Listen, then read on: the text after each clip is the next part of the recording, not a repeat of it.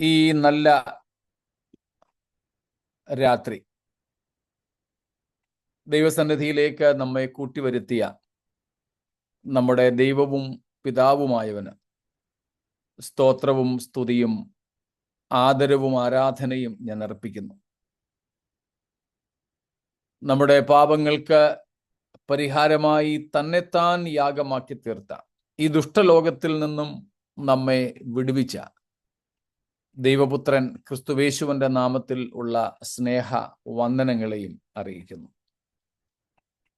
ഒരുമിച്ച് നമുക്ക് നൽകപ്പെടുന്ന കൂട്ടായ്മ നമ്മുടെ അകത്തെ മനുഷ്യൻ ശക്തിയോടെ ബലപ്പെടുന്നതിന് കാരണമാകട്ടെ.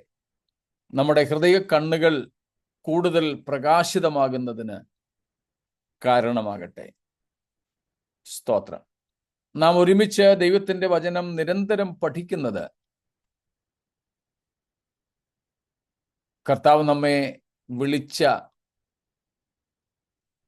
അവന്റെ വിളിയാലുള്ള ആശ എന്തെന്ന് തിരിച്ചറിയുവാൻ നമ്മെ സഹായിക്കുന്നതാകട്ടെ. ദൈവിക പരിജ്ഞാനത്തിൽ നമ്മെ വളർത്തുന്നതും വിശുദ്ധിയിൽ ആഴങ്ങളിലേക്ക് നമ്മെ ഇറക്കുന്നതും പ്രത്യാശയിൽ ശക്തരാക്കുന്നതും ആകേണ്ടതിന് കർത്താവിനോട് പ്രാർത്ഥിക്കുന്നു. നിങ്ങളുടെ കൂട്ടായ്മയ്ക്കും സമയം നിങ്ങൾ വേർതിരിക്കുന്നതിനും നിങ്ങളെയും ഏവരെയും ഞാൻ അഭിനന്ദിക്കുകയും നന്ദി അറിയിക്കുകയും ചെയ്യുന്നു. സ്തോത്രം. വെളിപ്പാട് പുസ്തകത്തിന്റെ പഠനം ഏകദേശമൊക്കെ തീരാറായിരിക്കുന്നു. ഏതാനും ചില ദിവസങ്ങൾ കൂടെ ഇതിന്റെ പഠനം ഉണ്ടാവുകയുള്ളൂ. നാം 21, 22 അധ്യായങ്ങളിലാണല്ലോ. ആ അധ്യായങ്ങളിൽ നിന്ന് പല കാര്യങ്ങളും നമ്മൾ വാക്യം ഓരോന്നോരോന്നെടുത്ത് ആയിരുന്നില്ലെങ്കിലും പൊതുവായിട്ട് പഠിച്ചു. ചില ഭാഗങ്ങൾ, ചില കാര്യങ്ങൾ മാത്രമേ ഇനി ശേഷിക്കുന്നുള്ളൂ. അതുകൊണ്ട് ഇതിന് ശേഷം എന്ത് എന്നുള്ളതും കൂടെ നിങ്ങൾക്ക് ചിന്തിക്കുകയും അഭിപ്രായം പറയുകയും ചെയ്യാം. ഇപ്പോൾ വേണമെന്നില്ല, പിന്നീട്. ഇപ്പോൾ ഞാൻ ഓർപ്പിച്ചു എന്ന് മാത്രമേ ഉള്ളൂ. നമ്മൾ പഠിച്ചുകൊണ്ടിരിക്കുന്ന ദൈവവചന ഭാഗത്തേക്ക് നമ്മുടെ ശ്രദ്ധയെ നമുക്ക് പ്രാർത്ഥനയോടെ കൊണ്ടുപോകാം. നാം ഇപ്പോൾ പഠിക്കുന്നത് വെളിപ്പാട് 21, 22 അധ്യായങ്ങളെ ആസ്പദമാക്കിക്കൊണ്ട് നമ്മൾ സ്വർഗത്തിലെത്തിയാൽ, നമ്മൾ ദൈവരാജ്യത്തിലെത്തിയാൽ, സ്വർഗരാജ്യത്തിലെത്തിയാൽ, പുത്തൻ യെരുശലേമിലെത്തിയാൽ, നിത്യതയിലെത്തിയാൽ, എല്ലാം ഒരേ അർത്ഥം വരുന്നത് ആവർത്തിച്ചെന്ന് പറഞ്ഞതേ ഉള്ളൂ. അവിടെ നാം എത്തിയാൽ എന്തായിരിക്കും നമ്മൾ ചെയ്യുന്നത്? നാം എന്തിലാണ് ഏർപ്പെടുക? 1, 2 ദിവസമൊന്നും അല്ലല്ലോ. സ്തോത്രം. 1, 2 ദിവസമൊക്കെ ആണെങ്കിൽ ശരി, ഒരു വിശ്രമം എന്നൊക്കെ പറയാം. ഇതുവരെ ജോലിയൊക്കെ ചെയ്തുകൊണ്ടിരുന്നല്ലേ, ഒന്ന് വിശ്രമിക്കാം. ഇത് 1, 2 ദിവസമൊന്നുമല്ല. തന്നെയല്ല, നമ്മൾ അവിടെ അതിഥികളുമല്ല. We are not guests there. So when we reach eternity, neither it's for a short while, nor we will be guests. നമ്മൾ വിരുന്നുകാരല്ല. വിരുന്നുകാരാണെങ്കിൽ ചിലപ്പോൾ ജോലിയൊന്നും ചെയ്യണ്ടെന്ന് പറയും. ഇത് വിരുന്നുകാരല്ല, വീട്ടുകാരാ. സ്തോത്രം. അപ്പോൾ നമുക്കവിടെ എന്തൊക്കെയോ ചെയ്യാനുണ്ട് എന്ന് നമ്മൾ കണ്ടുകൊണ്ടിരിക്കുക. We have a great business to engage in when we reach eternity. നിത്യതയിൽ നാം എത്തുമ്പോൾ നമുക്കവിടെ ഏർപ്പെടാൻ ഒത്തിരി കാര്യങ്ങളുണ്ട്. അതിലേറ്റവും എനിക്കൊന്നു 5 കാര്യങ്ങളല്ലേ? 5ാമത്തെ കാര്യമായിരുന്നു ഇന്നലെ ചിന്തിച്ചു കൊണ്ടിരുന്നത്. സ്തോത്രം. ഞാൻ ശരിയാണോ? ഓക്കെ. സ്തോത്രം. നമ്മൾ കണ്ടത് ഒന്നാമത് നമുക്ക് നമ്മുടെ ദൈവത്തെ പൂർണ്ണമായും ഗ്രഹിക്കുന്നതിനുള്ള ഒരു അവസരമായിരിക്കും. അത് തുടർമാനമായി നടക്കുന്ന ഒരു കാര്യമാണ്. രണ്ടാമത്, ദൈവത്തിൻ്റെ പറഞ്ഞോളൂ ദൈവസ്നേഹത്തെ നമ്മൾ രുചിച്ചറിയുന്ന നാളുകളായിരിക്കും. 3, ദൈവസ്നേഹവും ക്രൂശിലെ ത്യാഗവും നമ്മൾ ആഘോഷിക്കുകയും ആസ്വദിക്കും. കാൽവറിയിലെ യാഗവും ത്യാഗവും അഥവാ ദൈവപുത്രന്റെ ക്രൂശ് മരണത്തിന്റെ ആഘോഷം, അതും നിത്യത മുഴുവനും നീണ്ടു നിൽക്കുന്നതായിരിക്കും. സ്തോത്രം. 4, നമ്മൾ കണ്ടു സിംഗ് സോങ്സ്. നമ്മൾ അവിടെ പാട്ട് പാടും. ആ പാട്ടും നമ്മൾ ഓരോന്നോരോന്നായിട്ട് കണ്ടുവരിക. ദൈവസ്നേഹത്തിന്റെ, ക്രൂശിലെ ത്യാഗത്തിന്റെ, അതിനുശേഷം വേറെയും ചില നമ്മൾ പഠിച്ചു. 5, നമ്മൾ ഇന്നലെ കണ്ടത് learning and grasping the depth, the manifold wisdom of God. Manifold wisdom of God. ദൈവത്തിന്റെ ബഹുവിധമായ ജ്ഞാനത്തെ നമ്മൾ ഗ്രഹിച്ച് അറിയുന്നതിനുള്ള ശ്രമമായിരിക്കും നടത്തുക. നാം ദൈവത്തിന്റെ ബഹുവിധമായ ജ്ഞാനം, സ്തോത്രം, ആ ബഹുവിധമായ ജ്ഞാനം ദൈവം വെളിപ്പെടുത്തിയത്, സ്തോത്രം, നമ്മുടെ വീണ്ടെടുപ്പുമായി ബന്ധപ്പെടുത്തിയാണ്. അതുകൊണ്ട് അതേക്കുറിച്ച് പറഞ്ഞത് ദൈവസഭ മുഖാന്തരം അറിവായി വരുന്നു എന്ന. സ്തോത്രം. ക്രിസ്തുവിലൂടെയാണ് അത് വെളിപ്പെടുത്തിയത്. സ്തോത്രം. സോഫിയയുടെ അർത്ഥം നമുക്കറിയാമല്ലോ. അതൊരു ഗ്രീക്ക് പദമാണ്. ജ്ഞാനം എന്നതിൻ്റെ ഗ്രീക്കാണ് സോഫിയ. സ്തോത്രം. അപ്പോൾ നമ്മുടെ ഇടയിലും സോഫിയമാരുണ്ട്, ഒന്നിലധികം പേര്. സ്തോത്രം. പ്രത്യേകിച്ച് ഡിവൈൻ വിസ്ഡം എന്നതിനെ വിളിക്കാം. ഡിവൈൻ വിസ്ഡം, ദൈവീക ജ്ഞാനം എന്ന് സോഫിയയെ വിശേഷിപ്പിക്കാം. ആ അർത്ഥത്തിലാണ് റോബോട്ടുകൾക്കുമൊക്കെ ആ പേര് സജസ്റ്റ് ചെയ്യുന്നത് ആൾക്കാർ. അതൊരു ഗ്രീക്ക് പദമാണ്. അപ്പോൾ ദൈവത്തിൻ്റെ ജ്ഞാനം, ആ ദൈവത്തിൻ്റെ ബഹുവിധമായ ജ്ഞാനത്തെക്കുറിച്ച് നമ്മൾ ഗ്രഹിച്ചുകൊണ്ടേയിരിക്കും. അത് ദൈവം വെളിപ്പെടുത്തിയത് കർത്താവായ യേശുക്രിസ്തുവിലൂടെയാണ്, ക്രിസ്തുവിൻ്റെ ക്രൂശുമരണത്തിലാണ്. അതിലുപരി എടുത്തു പൗലോസ് പറഞ്ഞിരിക്കുന്നു, സഭ മുഖാന്തരം വെളിപ്പെട്ടു വരുന്നു. സ്തോത്രം. ഒന്നും കൂടെ ആ വാക്യം വായിച്ചോളൂ. 9 തൊട്ട് വായിച്ചു. എഫേസ്യ ലേഖനം 3-ാം അധ്യായം 9-ഉം 10-ഉം. സകലവും സൃഷ്ടിച്ച ദൈവത്തിൽ അനാദികാലം മുതൽ മറഞ്ഞുകിടന്ന മർമ്മത്തിന്റെ വ്യവസ്ഥ ഇന്നതെന്ന് എല്ലാവർക്കും പ്രകാശിപ്പിപ്പാനുമായി ഈ കൃപ നൽകിയിരിക്കുന്നു. അങ്ങനെ ഇപ്പോൾ സ്വർഗത്തിൽ വാഴ്ചകൾക്കും അധികാരങ്ങൾക്കും ദൈവത്തിന്റെ ബഹുവിധമായ ജ്ഞാനം അവൻ നമ്മുടെ കർത്താവായ യേശുക്രിസ്തുവിൽ നിവർത്തിച്ച അനാദി നിർണയപ്രകാരം സഭ മുഖാന്തരം അറിയായി വരുന്നു. സ്തോത്രം. സഭ മുഖാന്തരം അറിയായി വരുന്നു. അത് നിവർത്തിച്ചത്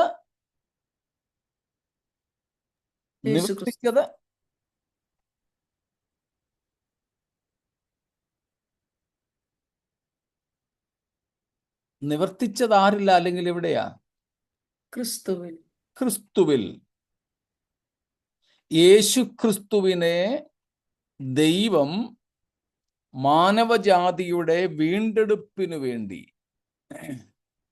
പാപപരിഹാരകനായി പ്രായശ്ചിത്തയാഗമായി നിയമിച്ചു. ക്രൂശിൽ ക്രിസ്തുവിനെ ആ നിലയിൽ തകർത്ത് കളവാൻ പിതാവിന് ഇഷ്ടമായി. അത് നിമിത്തം ദൈവം മറ്റൊരു വാർത്തെടുപ്പ്, ഫോമേഷൻ നടത്തി. ദൈവസഭയുടെ ഫോമേഷൻ, ദൈവസഭയുടെ രൂപീകരണം. ആ സഭയുടെ രൂപീകരണത്തെക്കുറിച്ചാണ് സ്തോത്രം 9-ാം വാക്യത്തിൽ നമ്മൾ വായിച്ചത്. സകലവും സൃഷ്ടിച്ച ദൈവത്തിൽ അനാദികാലം മുതൽ മറഞ്ഞുകിടന്ന മർമ്മം ആയിരുന്നു. ആർക്കും അതറിഞ്ഞുകൂടായിരുന്നു. സ്തോത്രം. മുമ്പും നമ്മൾ പഠിച്ചതാണ്, ആവർത്തിക്കുന്നതേ ഉള്ളൂ.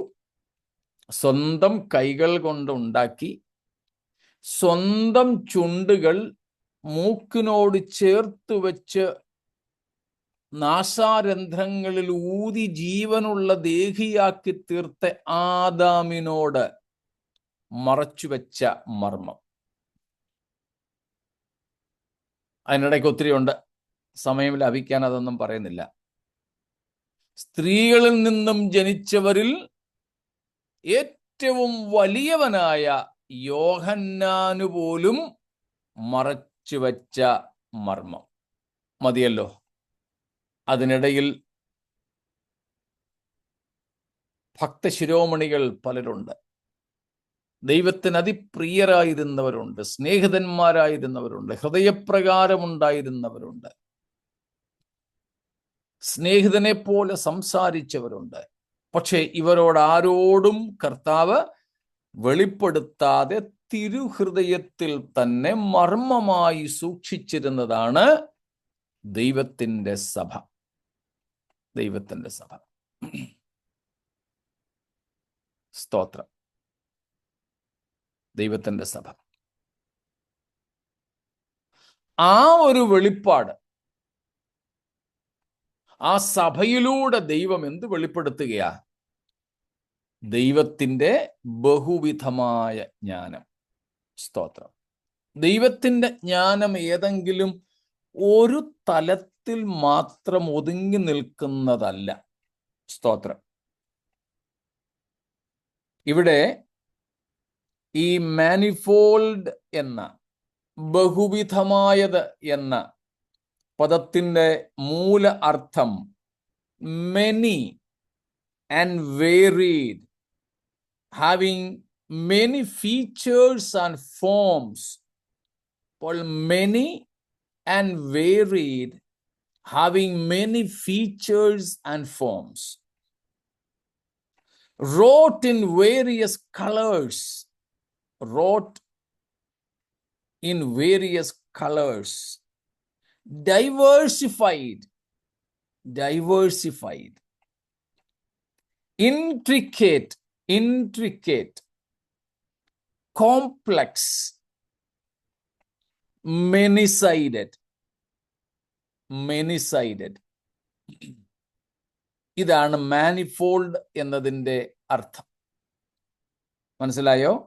മെനി ആൻഡ് വേരീഡ്, ബഹുവിധം എന്ന് പറഞ്ഞാൽ ഒത്തിരിയും വ്യത്യസ്തവുമായത്, അനവധിയും വ്യത്യസ്തവുമായത്. Having many features and forms, പല രൂപങ്ങളും ഭാവങ്ങളുമുള്ളത്. wrought in various colors, പല നിറത്തിലുള്ളത്.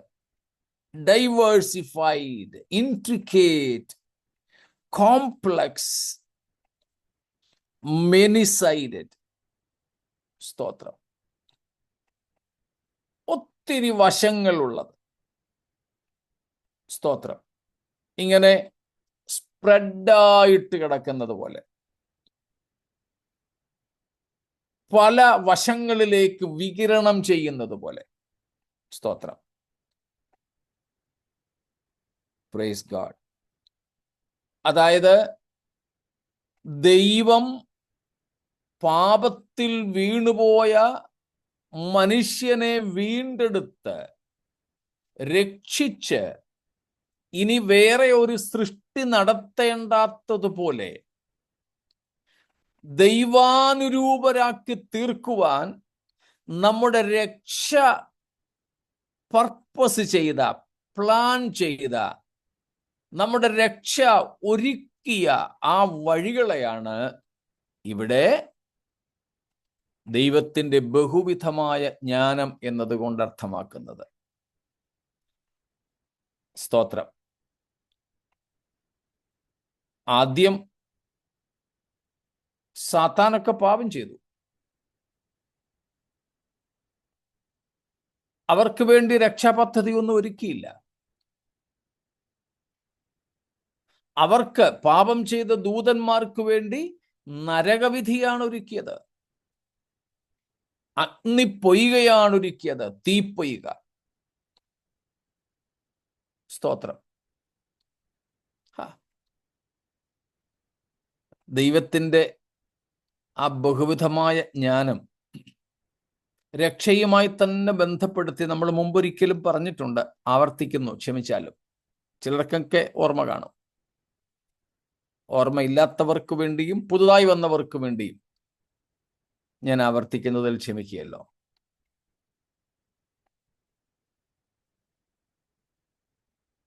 ദൂതന്മാരുടെ സൃഷ്ടിയും മനുഷ്യരുടെ സൃഷ്ടിയും തമ്മിലുള്ള പ്രധാനപ്പെട്ട വ്യത്യാസങ്ങൾ നമ്മൾ കണ്ടിട്ടുണ്ട്. അതിൽ തന്നെ നമ്മുടെ രക്ഷയുമായി ബന്ധപ്പെട്ട്, നമ്മുടെ വീണ്ടെടുപ്പുമായി ബന്ധപ്പെട്ട് ദൈവത്തിൻ്റെ ജ്ഞാന സമ്പൂർണതയുടെ പ്രദർശനം കാണാം. മനസ്സിലാവുന്നുണ്ടല്ലോ? കൂടെ വരുന്നുണ്ടല്ലോ? സ്തോത്രം. God's manifold wisdom, they are very much manifested, demonstrated,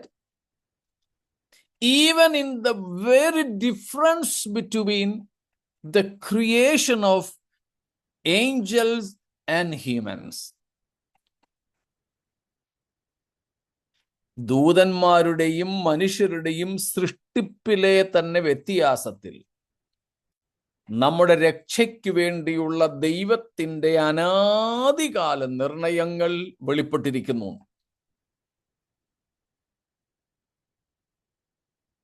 സ്തോത്രം.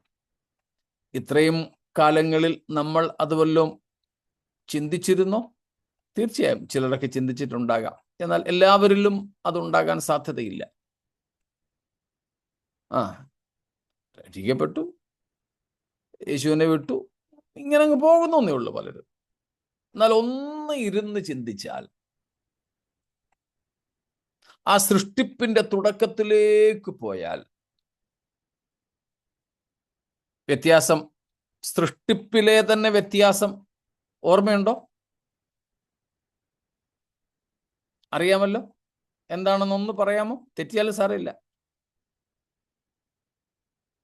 The angels were eternal beings and man is mortal. So അത് ദൈവത്തിന്റെ കരുണയാ man mortal ആയത്. ഓക്കെ.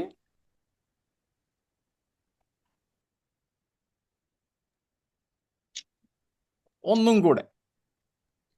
ദൂതന്മാരെ ഓരോരുത്തരെയായിട്ട് സൃഷ്ടിച്ചു.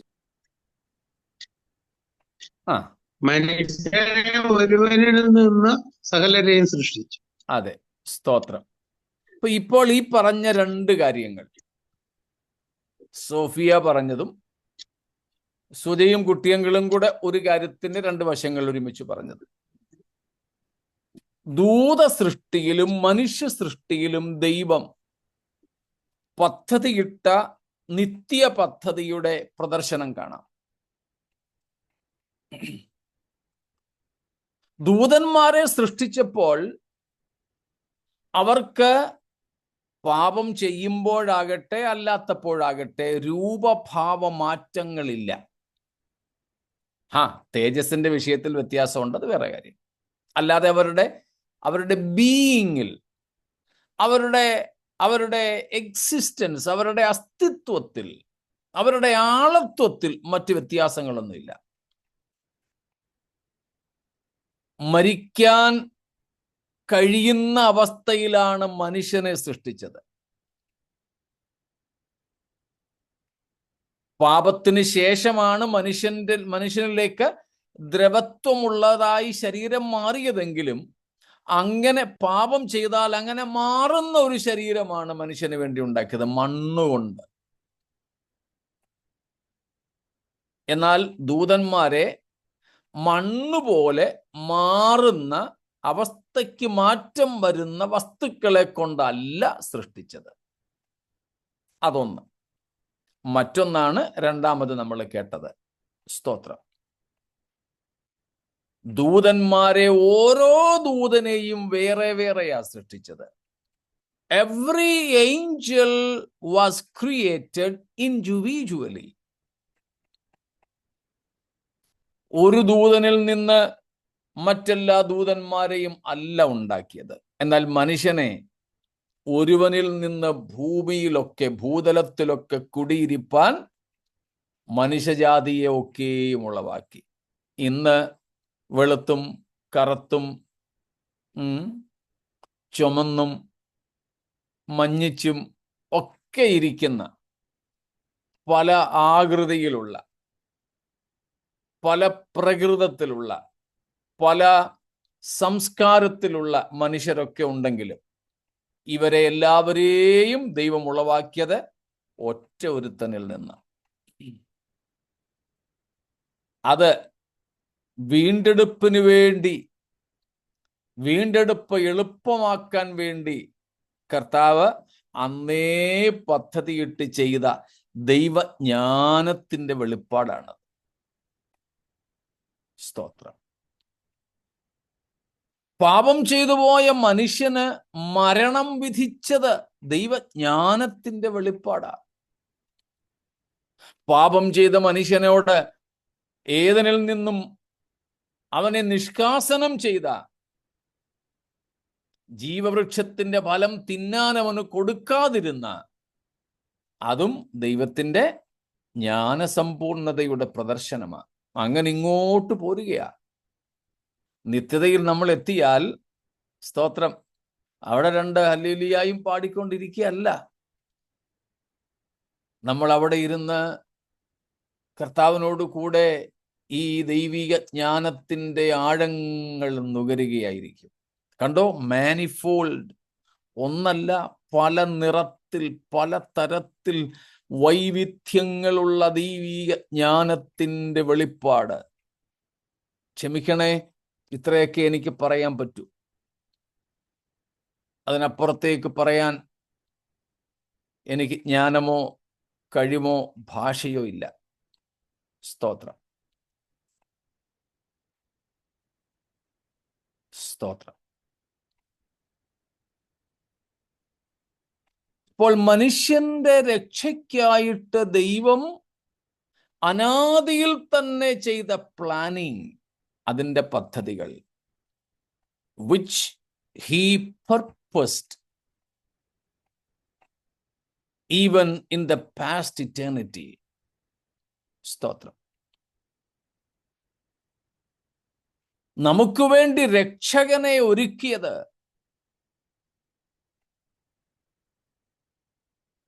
സ്തോത്രം മാനവജാതിയുടെ രക്ഷിതാവായിട്ട് നിത്യനായ ദൈവം കഴിഞ്ഞകാല നിത്യതയിൽ നിയമിച്ച ദൈവപുത്രനു വേണ്ടി ഒരുക്കിയ ശരീരത്തിൻ്റെ സാദൃശ്യത്തിൽ മനുഷ്യനെ സൃഷ്ടിച്ചത്. മനസ്സിലായോ? അത് സ്തോത്രം. ആവർത്തിക്കണ്ടല്ലോ.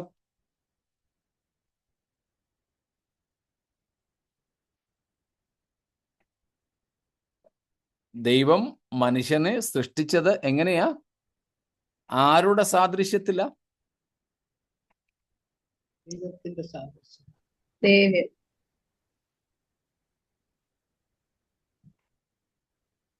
സ്തോത്രം.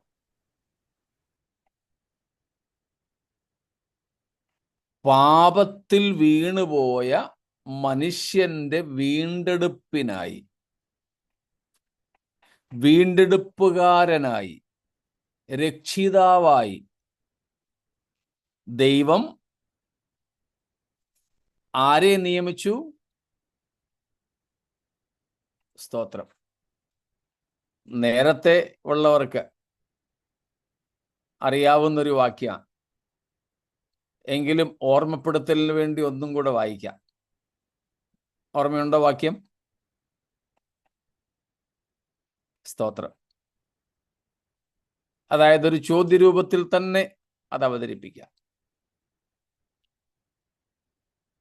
മനുഷ്യന്റെ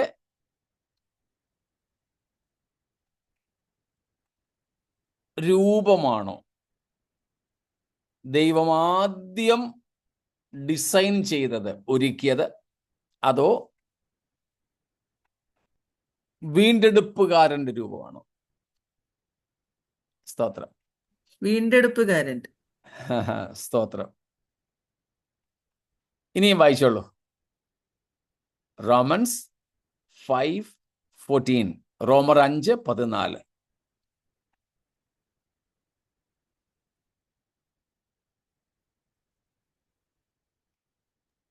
Yet death reigned from Adam to Moses, even over those whose sinning was not like the transgression of Adam, who was a type of the one who was to come. Adam was the type of the one who has to come. Adam വരുവാനുള്ളവന്റെ പ്രതിരൂപമായിട്ടാണ് സൃഷ്ടിക്കപ്പെട്ടത്. That means the Redeemer was not in the likeness of the redeemed or the fallen, right? Instead, the fallen and later the redeemed, that means Adam, that means man, was created in the image or likeness of the Redeemer. Got it? പാപത്തിൽ വീണുപോയി വീണ്ടെടുക്കപ്പെടേണ്ട മനുഷ്യനെ ദൈവം വീണ്ടെടുപ്പുകാരന്റെ സ്വരൂപത്തിൽ സൃഷ്ടിക്കുകയായിരുന്നു. എന്തല്ലായിരുന്നു? തിരിച്ചല്ലായിരുന്നു. എന്ന് വെച്ചാൽ വീണ്ടെടുപ്പുകാരൻ വീണ്ടെടുക്കപ്പെടേണ്ടവന്റെ രൂപത്തിൽ സൃഷ്ടിക്കപ്പെടുകയായിരുന്നില്ല, അല്ലെങ്കിൽ വരികയായിരുന്നില്ല. തിരിച്ച്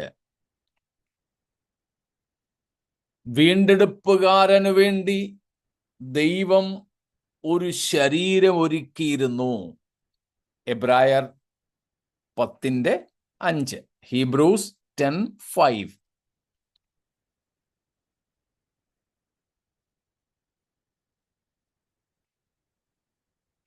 വേഗം ഒന്ന് വായിക്കാമോ? ആകയാൽ ലോകത്തിൽ വരുമ്പോൾ ഹനനയാഗവും വഴിപാടും നീ ഇച്ഛിച്ചില്ല, എന്നാൽ ഒരു ശരീരം നീ എനിക്ക് ഒരുക്കിയിരിക്കുന്നു. സ്തോത്രം. എപ്പോഴാ ശരീരം ഒരുക്കിയത്? നമ്മള് റോമർ 5:14 കണ്ടു. മനുഷ്യ സൃഷ്ടിക്ക് മുമ്പ് തന്നെ പിതാവായ ദൈവം, അല്ലെങ്കിൽ ത്രിയേക ദൈവം, പാപിയായ മനുഷ്യന്റെ വീണ്ടെടുപ്പുകാരന് വേണ്ടി ശരീരം സജ്ജമാക്കി. The designing of the body, the physical body of the Redeemer, was done even before the foundation of the world. So the designing of the body of the Redeemer was made first, and therefore the fallen man, the redeemable man, was made in the form of, in the likeness of, in the image of the Redeemer who had to come. Now got it? Praise God.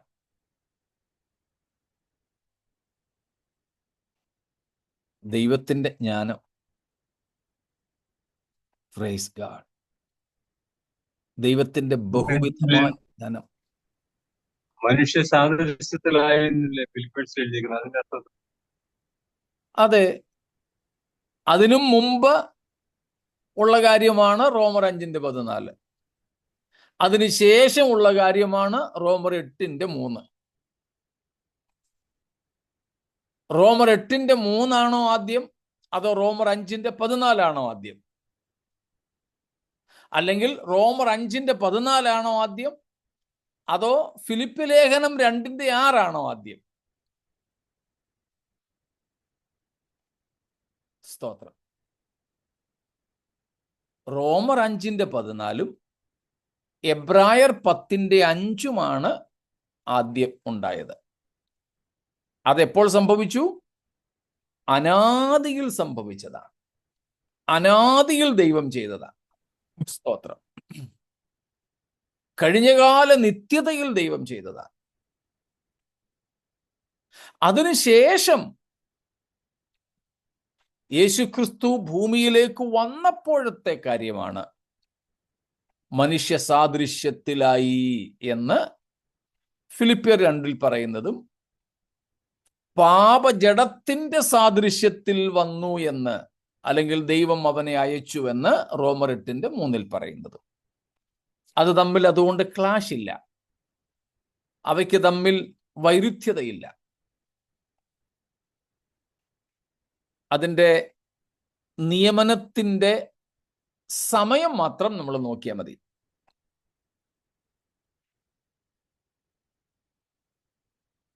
ഇന്നലെയും നമ്മൾ വായിച്ചെന്ന് എൻ്റെ ഓർമ്മ. ഇന്ന് വായിക്കണ്ട, പറഞ്ഞു വിടുന്നതേ ഉള്ളൂ. 1 പത്രോസ് 1:20 യേശുക്രിസ്തു ലോകസ്ഥാപനത്തിന് മുമ്പേ അറിയപ്പെട്ടവൻ. സ്തോത്രം. അപ്പോൾ യേശുവിനെ നമ്മുടെ വീണ്ടെടുപ്പുകാരനായി ദൈവം നിയമിച്ചത് അനാദിയിലായിരുന്നു. അന്ന് തന്നെ ദൈവം വീണ്ടെടുപ്പുകാരനായി വരാനുള്ള യേശുവിന് ഒരു ശരീരം ഒരുക്കിയിരുന്നു. ആ ശരീരത്തിൻ്റെ അനുരൂപതയിലാണ് പിന്നീട് എത്രയോ നൂറ്റാണ്ടുകൾ, അല്ല കാലമില്ലാത്ത കാലമല്ലേ, അതുകൊണ്ട് നൂറ്റാണ്ടും സഹസ്രാബ്ദവും പറയുന്നത് ശരിയാകത്തില്ലെങ്കിലും നമുക്ക് മനസ്സിലാക്കാൻ പറയുന്നെന്ന് മാത്രം. ആ പദ്ധതിയുടെ ക്രമീകരണത്തിനും എത്രയോ മില്ലേനിയംസ്, ചിലപ്പോൾ കോടിക്കണക്കിന് വർഷങ്ങൾക്ക് ശേഷമാകാം മനുഷ്യനെ ദൈവം സൃഷ്ടിക്കുന്നത്. അതിനും ആയിരക്കണക്കിന് വർഷങ്ങൾക്ക് ശേഷമാണ് അനാദിയിൽ ദൈവം ഒരുക്കി വെച്ച ശരീരവുമായി, അല്ലെങ്കിൽ ശരീരത്തിലേക്ക് യേശു കാലത്തിനകത്ത് ഇറങ്ങി വരുന്നത്. അവ തമ്മിൽ ക്ലാഷ് ഇല്ല, ആ ആശയങ്ങൾക്ക് തമ്മിൽ പൊരുത്തക്കേടില്ല. ഈ കാര്യം ഗ്രഹിച്ചാൽ മതി.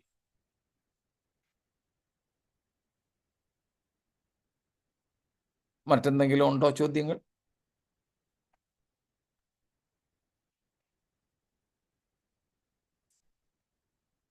സ്തോത്രം. അപ്പോൾ ഇവിടെ പോലും, ഈ വിഷയങ്ങളിൽ പോലും വെളിപ്പെട്ട ദൈവത്തിൻ്റെ ജ്ഞാനം. സ്തോത്രം. ദൈവത്തിൻ്റെ ജ്ഞാനം ഒരിക്കലും നമുക്ക് ഗ്രഹിക്കാൻ കഴിയുന്നതിനും അപ്പുറമാണിത്. സ്തോത്രം. നാം നിത്യതയിൽ ഇരുന്ന് ഇത് ഗ്രഹിക്കുവാനുള്ള ശ്രമമായിരിക്കും. ശ്രമം അങ്ങനെ നടത്തുന്നതല്ല, നമ്മൾ അത് ചെയ്തുകൊണ്ടേയിരിക്കും. സ്തോത്രം. അത് ചെയ്തുകൊണ്ടേയിരിക്കും.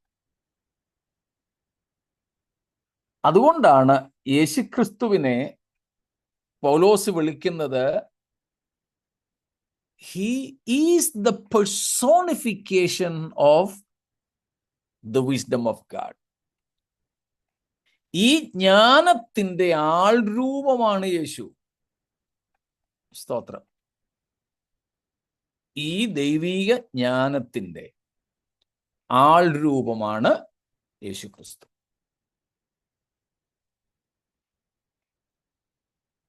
ഒന്ന് കൊരിന്ത്യർ ലേഖനം 2-ാം അധ്യായത്തിന്റെ 7-ഉം 8-ഉം വാക്യങ്ങളിൽ നാം അത് കാണുന്നു.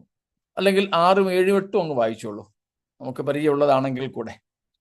എന്നാൽ തികഞ്ഞവരുടെ ഇടയിൽ ഞങ്ങൾ ജ്ഞാനം സംസാരിക്കുന്നു, ഈ ലോകത്തിന്റെ ജ്ഞാനമല്ല, നശിച്ചു പോകുന്നവരായ ഈ ലോകത്തിന്റെ പ്രഭുക്കന്മാരുടെ ജ്ഞാനവുമല്ല. ദൈവം ലോക സൃഷ്ടിക്ക് മുമ്പേ നമ്മുടെ തേജസ്സിനായി മുൻനിയമിച്ചതും മറഞ്ഞിരുന്നതുമായ ദൈവത്തിന്റെ ജ്ഞാനമത്രേ മർമ്മമായി ഞങ്ങൾ പ്രസ്താവിക്കുന്നു.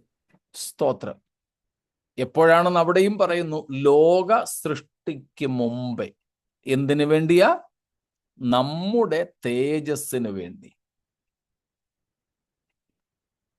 പിന്നെ തേജസ്സിന് വേണ്ടി മുൻ നിയമിച്ചതും അപ്പോൾ തന്നെ മുമ്പ് ഞാൻ പറഞ്ഞ ആദം തൊട്ട് സ്നാപകൻ വരെയുള്ള സകലർക്കും മറഞ്ഞിരുന്നതുമായ ജ്ഞാനം. സ്തോത്രം. മറഞ്ഞിരുന്നതുമായ മർമ്മമത്രേ ഞങ്ങൾ, സ്തോത്രം, ആ ജ്ഞാനത്തെയാണ് മർമ്മമായി ഞങ്ങൾ പ്രസ്താവിക്കുന്നത്.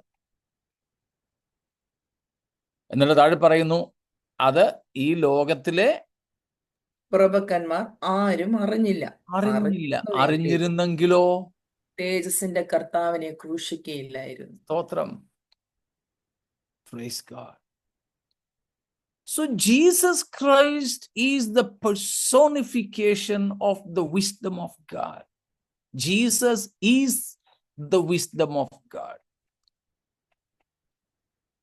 ക്രിസ്തു ദൈവ ജ്ഞാനം എന്നാണ് ഇവിടെ വിളിക്കപ്പെടുന്നത്.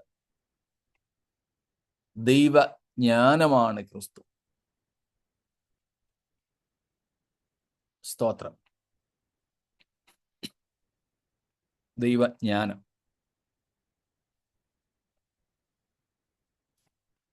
ഒന്നാം അധ്യായം 30-ാം വാക്യം കൂടെ, 130. 1 Corinthians 1:30.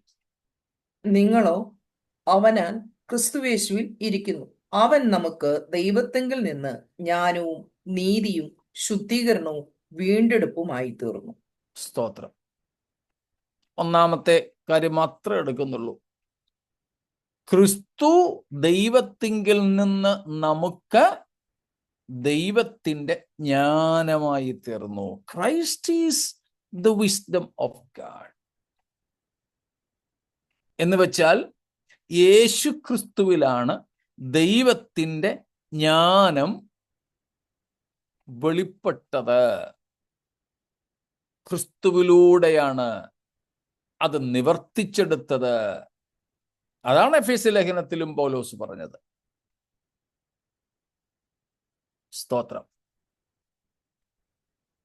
ഇനി ഒരു തരത്തിലും വീണ്ടെടുക്കപ്പെടാൻ കഴിയത്തില്ലെന്ന് തോന്നുമാറ് വീണുപോയ മനുഷ്യൻ, ദൈവത്തിൽ നിന്ന് അകന്നുപോയ മനുഷ്യൻ,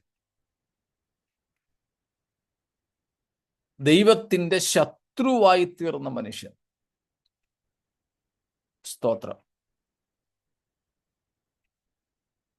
പക്ഷേ ആ മനുഷ്യനെ ദൈവം വീണ്ടെടുക്കുക. വീണ്ടെടുത്താൽ നമ്മൾ തന്നെ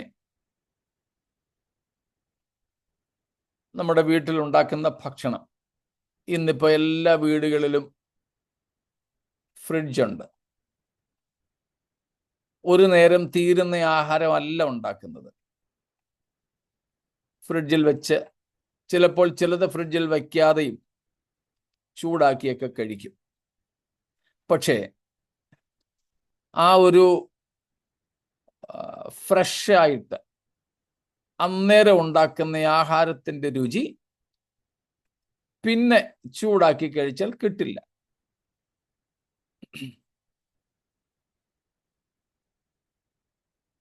ചിലപ്പോൾ പലഹാരങ്ങൾ ഉൾപ്പെടെ ഉള്ളതൊക്കെ നമ്മൾ ചൂടാക്കും. ചിലർക്ക് ചിലതൊക്കെ ചൂടാക്കി കഴിക്കുന്നത് ഇഷ്ടമാണ്, ചിലർക്ക് ചിലതൊക്കെ അല്പം വെച്ചിരുന്ന് കഴിക്കുന്നതും ഒക്കെ ഇഷ്ടമാണ്. പൊതുവെ ഉള്ള കാര്യം പറഞ്ഞത്, ചൂടാക്കി കഴിക്കുന്നതിൻ്റെ അപ്പോഴത്തേക്കിനും അതിൻ്റെ രുചിക്കും അതിൻ്റെ മണത്തിനും അതിൻ്റെ ഗുണത്തിനും ഒക്കെ വ്യത്യാസം വരും. നമ്മുടെ മൊബൈൽ ഫോൺ ഉൾപ്പെടെ നമ്മുടെ എന്തെങ്കിലുമൊക്കെ സാമഗ്രികൾ, വാഹനം, ഇതൊക്കെ ഒന്ന് റിപ്പയർ ചെയ്യാൻ കൊടുത്താൽ കമ്പനിക്കാർ പോലും അഴിച്ച് അതിനെ രണ്ടാമത് ഫിറ്റ് ചെയ്യുമ്പോൾ ആദ്യത്തെ ഫിറ്റിങ്ങിന്റെ ഫിനിഷിങ് ഉണ്ടാവത്തില്ല.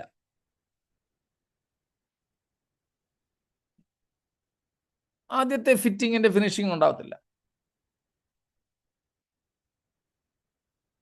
ഒരു പുതിയ വണ്ടി തന്നെ നമ്മൾ എടുത്തിട്ട് ആദ്യത്തെ ദിവസങ്ങളിൽ തന്നെ എന്തെങ്കിലും കുഴപ്പമുണ്ടായാൽ അത് ശരിയാക്കി തരാമെന്ന് പറഞ്ഞാൽ നമ്മൾ വണ്ടി മാറ്റി തരാനേ പറയത്തുള്ളൂ. അതുപോലെ തന്നെ മൊബൈൽ തുടങ്ങിയ ഉപകരണങ്ങളൊക്കെ. കാരണം രണ്ടാമത് ചെയ്താൽ നമ്മുടെ നാട്ടിൽ പറയുന്നത് പോലെ ഏച്ചു വെച്ചാൽ മുഴച്ചിരിക്കും. ഒന്നാമത്തേതിനോളം വരില്ല. അതിനെ ഒന്ന് രൂപപ്പെടുത്തിയൊക്കെ എടുത്തുകൊണ്ട് വന്നാൽ മനുഷ്യന്റെ വീണ്ടെടുപ്പുമായുള്ള ബന്ധത്തിൽ അത് ശരിയാണോ? അല്ല. നമ്മൾ നേരത്തെ പഠിച്ചൊരു കാര്യമുണ്ട്. What we gain in Christ is far more than what we lost in Adam. ആദമിൽ നമുക്ക് നഷ്ടപ്പെട്ടതിനേക്കാൾ ഒത്തിരി മടങ്ങ് കൂടുതലാണ് ക്രിസ്തുവിൽ നമുക്ക് തിരികെ ലഭിക്കുന്നത്. ഹല്ലേലൂയ. അത് ഓർക്കുമ്പോൾ, ഈ ജ്ഞാനം ഓർക്കുമ്പോൾ ഇങ്ങനെ ദൈവം പദ്ധതികൾ ഒരുക്കിയതിന് സ്തോത്രം ചെയ്യും. ആദാമിനെ പിന്നെ കുറ്റം പറയത്തില്ല, ഹവ്വായെ കുറ്റം പറയത്തില്ല. കാരണം അത് ചെയ്തതുകൊണ്ട് നമുക്ക് നഷ്ടമല്ല, ലാഭമാ ഉണ്ടായത്. സ്തോത്രം. ഈ ജ്ഞാനത്തിൻ്റെയൊക്കെ വെളിപ്പാട്, അതിൻ്റെ ആഴങ്ങളിൽ നമുക്ക് മനസ്സിലാക്കാൻ കഴിയുന്നത് നിത്യതയിലെത്തുമ്പോഴാണ്. സ്തോത്രം. സകല ജ്ഞാനം, നമ്മൾ കൊലോസ്യ ലേഖനത്തിൽ നിന്നൊക്കെ ആ കാര്യങ്ങൾ വായിച്ചിരുന്നല്ലോ. സ്തോത്രം. 92-ാം സങ്കീർത്തനം 5-ാമത്തെ വാക്യം, സാംസ് 92 വേഴ്സ് 5. യഹോവേ, നിന്റെ പ്രവൃത്തികൾ എത്ര വലിയവയാകുന്നു, നിന്റെ വിചാരങ്ങൾ അത്യന്തം അഗാധമായവ തന്നെ. അത്യന്തം അഗാധമായവ തന്നെ. 147:5, 147-5. നമ്മുടെ കർത്താവ് വലിയവനും ശക്തിയേറിയവനുമാകുന്നു, അവന്റെ വിവേകത്തിന് അന്തമില്ല. സ്തോത്രം. അവന്റെ വിവേകത്തിന്, ജ്ഞാനത്തിന് അന്തമില്ല. Infinite wisdom. How can we grasp? Now we are a limited being. നമ്മൾ പരിമിതരാണ്. സ്തോത്രം. എന്നാൽ ദൈവം അപരിമിതനാണ്, ഇൻഫിനിറ്റ്. ദൈവത്തിന്റെ വിവേകം, the wisdom of God is also infinite. ദൈവത്തിന്റെ ജ്ഞാനവും അനന്തമാണ്, അപരിമിതമാണ്. അപരിമിതമെന്ന് മാത്രമല്ല, സ്തോത്രം, അത് ബഹുവിധവും കൂടെയാണത്രേ. അതല്ലേ ദൈവത്തിൻ്റെ സ്നേഹം അത് അനന്തം, അപരിമിതം. എന്നാൽ ദൈവത്തിൻ്റെ ജ്ഞാനം അപരിമിതം മാത്രമല്ല, അനന്തം മാത്രമല്ല, അത് ബഹുവിധവും കൂടെയാണ്. സ്തോത്രം.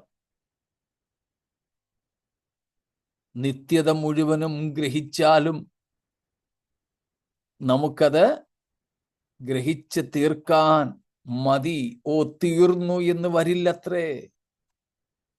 സ്തോത്രം. കൊലോസ്യർ 1:9 നമുക്കൊന്നും കൂടെ വായിക്കാം. കൊലോഷ്യൻസ് 1:9.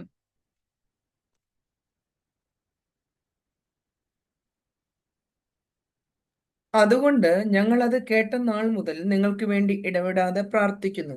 നിങ്ങൾ പൂർണ്ണ പ്രസാദത്തിനായി കർത്താവിന് യോഗ്യമാവണ്ണം നടന്ന് ആത്മീകമായ സകല ജ്ഞാനത്തിലും വിവേകത്തിലും അവന്റെ ഇഷ്ടത്തിന്റെ പരിജ്ഞാനം കൊണ്ട് നിറഞ്ഞു വരേണം എന്നും. സ്തോത്രം. പൗലോസിന്റെ പ്രാർത്ഥനയാണ്.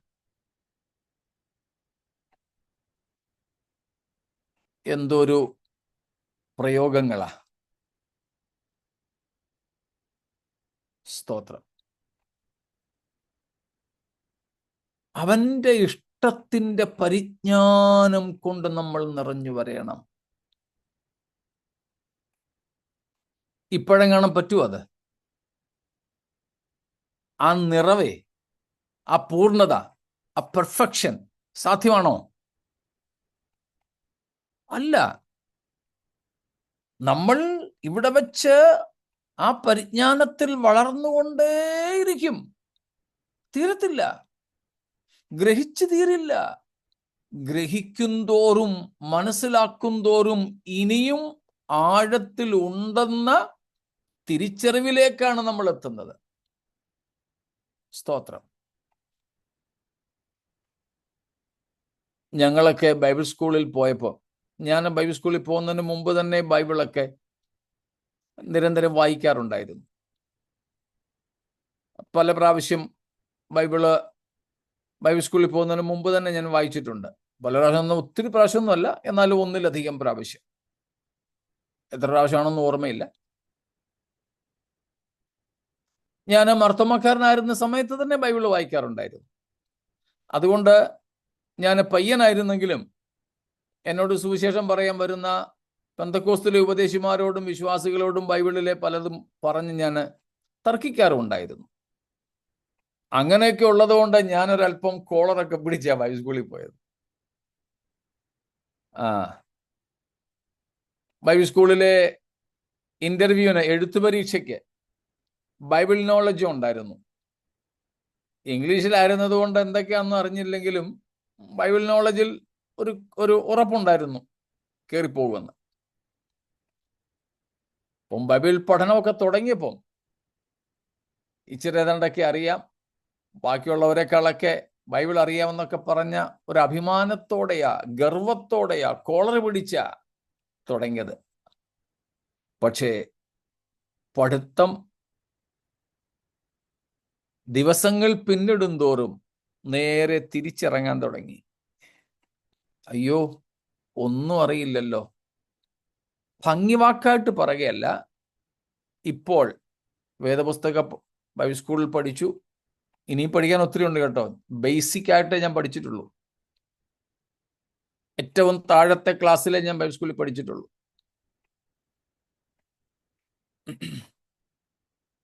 അതിനുശേഷം 92 തൊട്ട് 1992 തൊട്ട് ശുശ്രൂഷയിലാണ്. എത്ര വർഷമായി നിങ്ങൾ കൂട്ടിക്കോളൂ. ഇത്രയും വർഷമായിട്ട് ഞാൻ സുവിശേഷ വേല ചെയ്യുന്നു, പ്രസംഗിക്കുന്നു, ചെറുതായിട്ടൊക്കെ പഠിപ്പിക്കുന്നു. കൊറോണ തുടങ്ങിയതിന് ശേഷം ആവറേജ് ഒരു ദിവസം ഒരു 2-3 മെസ്സേജുകളെങ്കിലും ഒക്കെ ബൈബിൾ ക്ലാസ് ആയിട്ടോ പ്രസംഗങ്ങളായിട്ടോ ഒക്കെ ഉണ്ട്. പക്ഷെ സത്യം പറയാം, ദൈവസന്നിധിയിൽ ഒരു തരത്തിൽ ലജ്ജയുണ്ട്. ഇപ്പോൾ ഈവൻ ഇന്ന് വൈകിട്ട് കൂടെ, ഇന്ന് നമ്മുടെ ഈ യോഗങ്ങൾ തുടങ്ങുന്നതിന് തൊട്ടു മുൻപ് ഇന്ന് നിങ്ങളുമായി പങ്കുവെക്കേണ്ട തിരുവചന ഭാഗങ്ങളെക്കുറിച്ച് ഞാൻ ഒന്ന് മനസ്സിൽ ചിന്തിച്ചപ്പോൾ അന്നേരവും എനിക്കുണ്ടായ തോന്നലല്ല, കൺവിക്ഷൻ, ബോധ്യമാണ് ഞാൻ ഈ പറയുന്നത്. പ്രസംഗകന്റെ ഭാഷ ഉപയോഗിക്കല്ല, സത്യം പറയുക. ഇത്രയും കാലങ്ങളായി ഇത്രയൊക്കെ ചെയ്തിട്ട് ഇപ്പോഴുണ്ടാകുന്ന ബോധ്യം, അയ്യോ, ഞാൻ ഇതുവരെ അറിഞ്ഞതിനേക്കാളും പഠിച്ചതിനേക്കാളും പഠിപ്പിച്ചതിനേക്കാളും അറിയാൻ ബാക്കി ഇനിയും കിടക്കുന്നല്ലോ എന്ന് സത്യം പറയുക. ആ ബോധ്യം നമുക്കുണ്ടോ? സ്തോത്രം. ആ ഒരു ബോധ്യത്തിലേക്ക് നമ്മൾ എത്തണം. അപ്പം ഇത്രയും വർഷങ്ങൾ ഇങ്ങനെ പഠിക്കുകയും പഠിപ്പിക്കുകയും ഒക്കെ ചെയ്തിട്ടും ഈ ഒരു ബോധ്യമാണ് യഥാർത്ഥത്തിൽ ഉണ്ടാകുന്നതെങ്കിൽ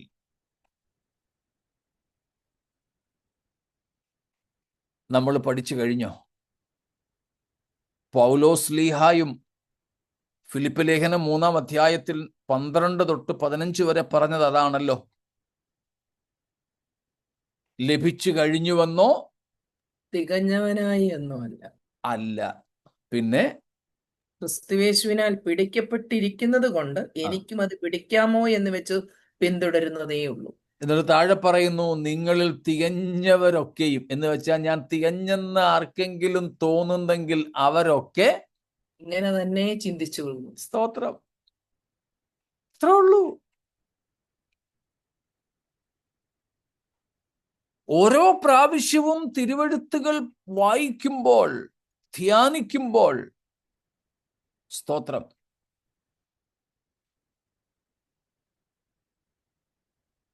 അയ്യോ, അറിഞ്ഞതിനേക്കാൾ കൂടുതൽ അറിയാൻ കിടക്കുന്നല്ലോ എന്ന തിരിച്ചറിവുണ്ടാവും. എന്നെ ഇപ്പോഴൊക്കെ അലട്ടുന്ന വേറൊരു പ്രശ്നമുണ്ട്. ഇതൊന്ന്, അയ്യോ കർത്താവേ, ഇനിയിപ്പം എനിക്ക് എത്ര കാലം ബാക്കിയുണ്ട്? ഈ ബാക്കിയുള്ളതൊക്കെ കൂടെ ഒന്ന് പഠിച്ചെടുക്കാനും മറ്റുള്ളവരോട് പറയാനുമെന്ന ചിന്തയാ. മരിക്കുന്നതിലെ പേടിയോ ദീർഘായുസ്സോടിരിക്കണമെന്നുള്ള ആഗ്രഹമല്ല ഞാൻ ഈ പറഞ്ഞത്. അങ്ങനെ തെറ്റിദ്ധരിക്കരുത്. പകരം, അയ്യോ, ഇനിയും ആയുസിന്റെ പകുതിയിലധികം കഴിഞ്ഞു. ഇത്രയും കൊല്ലങ്ങൾ കൊണ്ട് പഠിച്ചെടുക്കാൻ, ഗ്രഹിക്കാൻ കഴിയാതിരുന്നത് ഇനിയുമുള്ള കുറെ കാലങ്ങൾ കൊണ്ട് എങ്ങനെ സാധിക്കുമെന്നത്, ആ ഒരു ചിന്തയും എന്നെ അലട്ടാറുണ്ട്. സ്തോത്രം. പറഞ്ഞതിന് സാരം എത്രയേ ഉള്ളൂ? നമ്മൾ കർത്താവിന്റെ സന്നിധിയിൽ എത്തിയാൽ ദൈവത്തിന്റെ ബഹുവിധമായ ജ്ഞാനത്തിന്റെ ആഴങ്ങളിലേക്ക് നമ്മൾ ഇറങ്ങിക്കൊണ്ടിരിക്കും. നാം ഈ ലോകത്തിൽ ജീവിക്കുന്നിടത്തോളം കാലം ദൈവിക പരിജ്ഞാനത്തിൽ പരിപൂർണർ ആകുന്നില്ല, ആകുകയുമില്ല. അങ്ങനെ ആർക്കെങ്കിലും തോന്നിയാൽ അതൊരു മിഥ്യാധാരണയാണ്. സ്തോത്രം. നിത്യതയിലെത്തിയാൽ നമ്മൾ ചെയ്യുന്ന 5-ാമത്തെ കാര്യമായി ഇന്നും നമ്മൾ ചിന്തിച്ചത്. ഇനിയും അതിൽ ചിന്തിക്കാനുണ്ടെങ്കിലും ഇവിടം കൊണ്ട് ഞാൻ അതങ്ങ് നിർത്തുകയാണ്. കർത്താവിന്റെ വരവ് താമസിച്ചാൽ 6-ാമത്തെ കാര്യം നമുക്ക്, സ്തോത്രം, അടുത്ത ദിവസം തിങ്കളാഴ്ച ചിന്തിക്കാവുന്നതാണ്. Praise God. സ്തോത്രം. Thank you sister Deena. A song about Lord's beauty and infinite wisdom. You are beautiful beyond description, too marvelous for words, too wonderful for comprehension, like nothing ever seen or heard. Who can grasp your infinite wisdom? Who can fathom the depth of your love? You are beautiful beyond description, majesty enthroned above. And I stand in awe of you.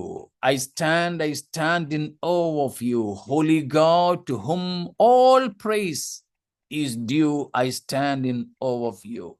Thank you, sister. സ്തോത്രം. തിങ്കളാഴ്ച സിസ്റ്ററിന് കഴിയുമെങ്കിൽ പാടുന്നതിൽ സന്തോഷമുള്ളൂ കേട്ടോ. സ്തോത്രം. ഇന്നിപ്പം സമയമായതുകൊണ്ട് പലരും പോവുകയും കൂടി ചെയ്തതുകൊണ്ട് ഞാൻ ഇന്ന് പാടാൻ പറയുന്നില്ല. സ്തോത്രം. Praise God. ഇനിയല്ല, ഇപ്പോൾ ഇതിനോട് ചേർത്തങ്ങ് പാടുന്നെങ്കിലും ആയിക്കോട്ടെ, 2 മിനിറ്റ് കഷ്ടിച്ചെടുക്കുള്ളായിരിക്കുമല്ലോ. സ്തോത്രം. If it is possible. സ്തോത്രം.